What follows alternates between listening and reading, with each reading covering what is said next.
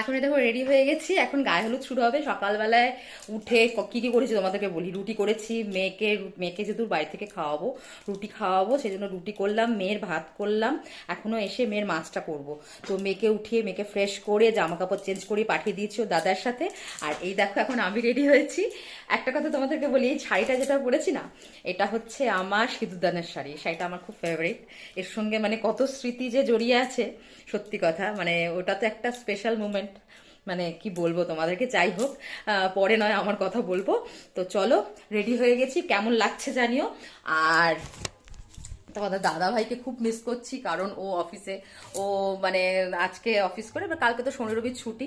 সে আজকে একটু তাড়াতাড়ি আসতে বলেছি, কারণ আজকে যেহেতু বিয়ে বরযাত্রী যাব, সেই কারণে একটু তাড়াতাড়ি ঢুকতে বলেছি। দেখি কখন আসে। তো চলো, কেমন লাগছে আমাকে অবশ্যই কমেন্টস করে জানিও, ঠিক আছে? খুব একটা বেশি কিছু সাজিনি, আমি মুখেও কিছু লাগাইনি। দেখো না, দুটো এই যে খুচরো পাপ বেরিয়েছে আমার মুখে, দেখো এই একটাই একটা। সে বড় একদম ফোকাস করছে আমাকে একদম। তো শুধু লিপস্টিক লাগিয়েছে, ওই জন্য মুখেও কিছু লাগাইনি, একটা টিক পড়েছে, ব্যাস। তো চলো যাই।